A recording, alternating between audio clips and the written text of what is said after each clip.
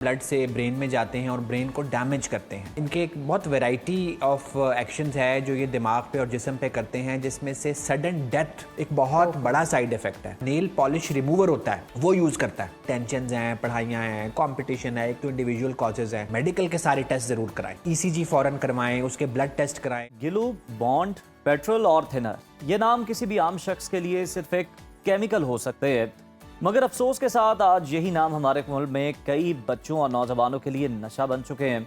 एक ऐसा नशा जो ना सिर्फ जिस्म को तबाह करता है बल्कि दिमाग को भी मफलूज कर देता। यूएन की एक रिपोर्ट के मुताबिक पाकिस्तान में नशे करने वाले अफराद की तादाद 1 करोड़ से तजावज़ कर चुकी है, जिनमें से 7 लाख के करीब कम उम्र बच्चे और नौजवान सिर्फ थिनर, ग्लू और मुख्तलिफ फ्यूल्स के नशे में मुब्तला है। बदकिस्मती से ये नशे आम दुकानों पर बाआसानी दस्तयाब है और माशरे की बेहिसी इसी मज़ीद ख़तरनाक बनाती जा रही है। इसी अहम और तशवीशनाक मसले पर बात करने के लिए हमारे साथ मौजूद हैं मारूफ साइकियाट्रिस्ट डॉक्टर उसामा बिन जुबैर साहब। डॉक्टर साहब, वेलकम टू सुनो पाकिस्तान।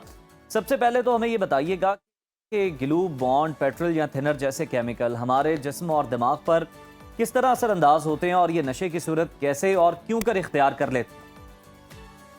जी, थैंक यू सो मच इतने इम्पॉर्टेंट टॉपिक को आज डिस्कस करने के लिए। एक तो जो आपने जिस तरह बताया ना कि बहुत कॉमन है और इनका रूट भी बड़ा स्ट्रेट है कि ये इनहेल होते हैं तो सीधा ब्लड से ब्रेन में जाते हैं और ब्रेन को डैमेज करते हैं। और इनके एक बहुत वैरायटी ऑफ एक्शंस है जो ये दिमाग पे और जिस्म पे करते हैं, जिसमें से सडन डेथ एक बहुत बड़ा साइड इफ़ेक्ट है। लास्ट वीक ही मेरा अपना एक पेशेंट जिसको मैं अभी एडमिट करने के प्रोसेस में ही था और he was sitting in the waiting room, he died. और पता ये लगा कि उसने बहुत हैवी अमाउंट में उसके बाकायदा नाक के पास, लिप्स के पास वो टॉवल्स के निशान थे जिसके ज़रिए वो इनहेल करता था। और घर वालों को कोई आइडिया नहीं था। दे सेड कि जी हमें नहीं पता, ये दुकानों से इतनी ढेर सारी चीज़ें लाता है। इवन घर में जो वाइफ का नेल पॉलिश रिमूवर होता है जी, वो यूज़ करता है।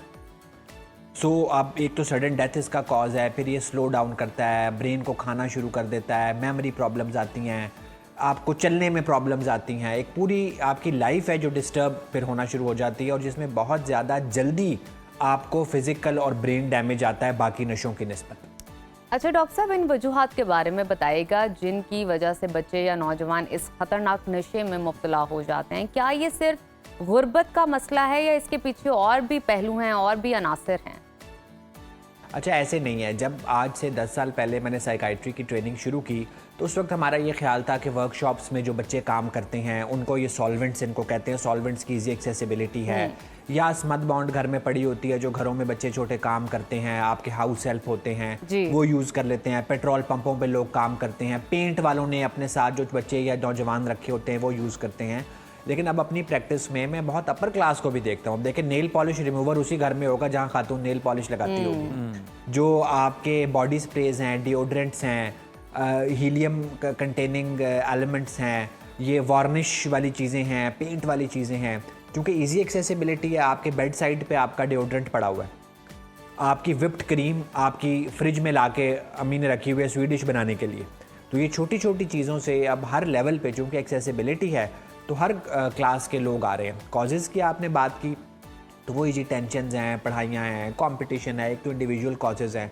लेकिन जो इजी अवेलेबिलिटी है और पेरेंट्स और बच्चों का गैप है कि एक घर में रहते हुए माँ बाप को पता नहीं है कि जो बच्चा उनका 12, 13, 14, 15 साल का है उसकी क्या एक्टिविटीज़ हैं। दोनों पेरेंट्स काम करते हैं, घर में एक मेड है या चाचा है जो 8-10 साल के बच्चों पे तो नज़र रख सकता है, उससे ऊपर के बच्चों पे नहीं रख सकता। और वो अपने ही कमरे में अपने बॉडी स्प्रे से क्या कर रहा है, माँ के नेल पॉलिश रिमूवर से क्या कर रहा है, थिनर से क्या कर रहा है, स्मद बॉन्ड से क्या कर रहा है, घर वालों को पता नहीं है। अच्छा डॉक्टर साहब, इन नशावर केमिकल्स की लत में मुब्तला बच्चों के रवैये और आदात में सबसे पहले कौन सी तब्दीलियाँ नज़र आती हैं? जिस तरह से भी आप भी बात कर रहे हैं कि जो पेरेंट्स हैं बल्कि जो मुलाजमीन हैं वो भी नाकाम होते हैं ये सूरत हाल को समझने में। कौन सी अलामात ऐसी हैं जिस पर फौरी तवज्जो देने की ज़रूरत है? देखिए, कुछ साइंस और सिम्टम्स जो है ना वो बड़े अलार्मिंग है। जैसे मैंने आपको बताया, जो मेरा पेशेंट था उसके यहाँ पे इर्द गिर्द पूरे मार्क्स मौजूद थे।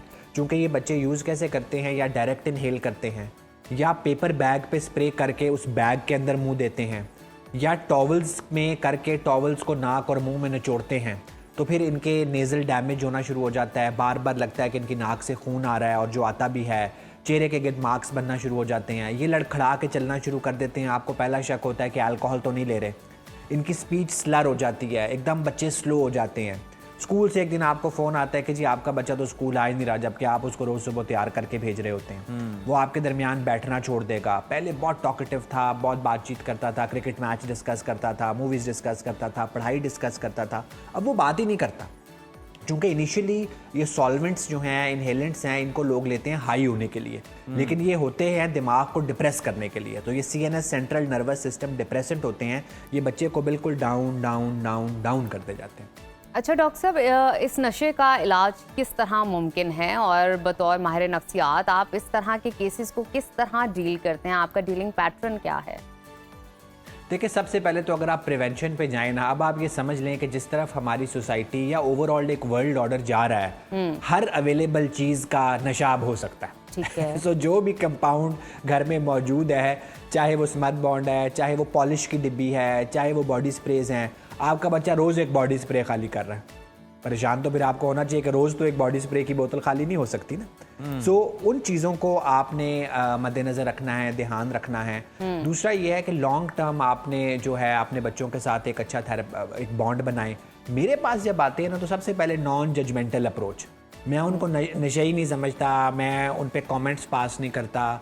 मैं उनको बताता हूँ कि यार एक अवेलेबल चीज़ थी जो हम सारे यूज़ करते हैं, आपका यूज़ थोड़ा ज़्यादा हो गया, हैज़र्डस हो गया। हम इसको मोटिवेशनल इंटरव्यूइंग कहते हैं। अब आप खुद बताओ बेटा कि आपके पिछले 6 महीने के क्या ग्रेड्स थे और पिछले 1 हफ्ते के क्या ग्रेड्स हैं। आपसे बात नहीं हो रही है। फिर वो मुझे पता लगता है, पेरेंट्स सिर्फ लाते हैं एक बॉडी स्प्रे की बोतल या एक स्मथ बॉन्ड की शीशी। फिर मुझे पता लगता है कि वहाँ पॉलिश भी यूज़ हो रही थी, वहाँ थिनर्स भी यूज़ हो रहे थे, वहाँ विप्ड क्रीम भी यूज़ हो रही थी, वहाँ मदर का नेल पॉलिश रिमूवर भी यूज़ हो रहा था। फिर जब मैं नॉन जजमेंटल होता हूँ तो मुझे पूरी एक लिस्ट पता चलती है। और बहुत सारे जो GPs और डॉक्टर्स हैं, उनसे मेरी दरख्वास्त है कि अगर वो ऐसा बच्चा देखें जो पेरेंट्स को नहीं बता रहा और उनको आके बताता है, तो उसके मेडिकल के सारे टेस्ट ज़रूर कराएं। उसकी ECG फ़ौरन करवाएं, उसके ब्लड टेस्ट कराएं। अगर आपको वो स्लो लगता है, उसकी स्पीच स्लर है, तो उसका फ़ौरन एक CT स्कैन कराएं। क्योंकि जिस तरह मैंने जहाँ से स्टार्ट किया था ना, कि जो इनहेलेंट्स और सॉल्वेंट्स हैं, ये जान के लिए ख़तरनाक है, मेंटल हेल्थ तो फिर थोड़ा बाद में आती है। सो ये डॉक्टर्स की भी अवेयरनेस के लिए है कि वो इन बच्चों के बेसलाइन टेस्ट करा के फिर साइकाइट्रिस्ट के पास भेजें, ताकि अगर कोई मेडिकल इमरजेंसी इमर्ज हो रही है तो वो फ़ौरन उसका इलाज हो जाए।